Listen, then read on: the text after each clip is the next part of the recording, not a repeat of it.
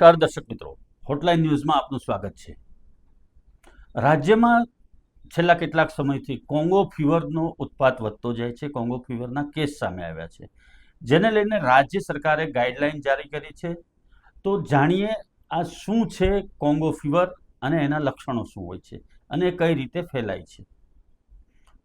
Congo fever એ ઈતરડી, જે પશુઓને ચોંટે છે, ઈતરડી એના કરડવાથી મનુષ્યને થાય છે, માનવને થાય છે। કોંગો ફીવરના પ્રાથમિક લક્ષણો જોઈએ તો 1 થી 3 દિવસમાં તાવ આવે છે, વોમિટિંગ સેન્સ આવે છે, પેઢામાંથી લોહી આવે છે, કમર અને ગરદનના ભાગમાં દુખાવો થાય છે। આ બધા જ કોંગો ફીવરના લક્ષણો છે। કોંગો ફીવર પશુઓ જ્યાં વધારે માત્રામાં હોય ત્યાં ફેલાવાની સંભાવના વધારે રહે છે, કેમ કે પશુઓને ઈતરડી ચોંટેલી હોય છે। આ ઈતરડી મનુષ્યને કરડે ત્યારે કોંગો ફીવરના વાયરસ એમાં આવવાની સંભાવના રહે છે।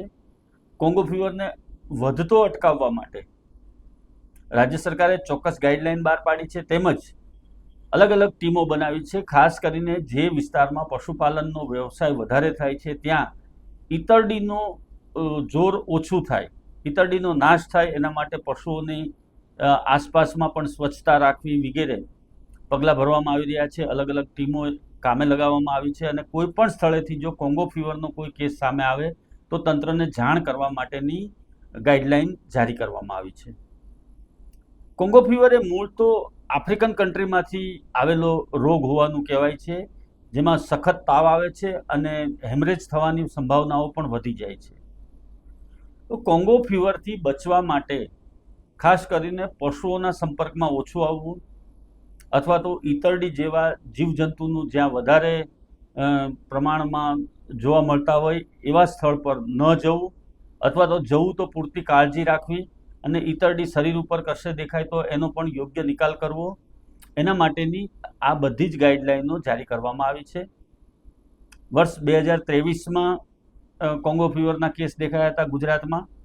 2024માં કોંગો ફીવરનો એક પણ કેસ સામે નહોતો આવ્યો। 2025ની શરૂઆતમાં જ કોંગો ફીવરે ફરી વખત ઉત્પાત મચાવવાનું શરૂ કર્યું છે, ત્યારે રાજ્ય સરકારે પણ એના માટેની ચોક્કસ ગાઈડલાઈન જારી કરી છે અને તમામ નાગરિકોને સતર્ક રહેવા સાથે આવા કોઈ પણ સ્થળ પર જવાથી બચવાનું પણ જણાવવામાં આવ્યું છે। કોંગો ફીવર એ ઈતરડીથી ફેલાતો રોગ છે, એ સમજી લેવાની જરૂર છે। આવા પ્રકારના વિડીયો તમને જોવા ગમતા હોય તો હોટલાઇન ન્યૂઝ ચેનલને લાઇક, શેર અને સબસ્ક્રાઇબ કરો।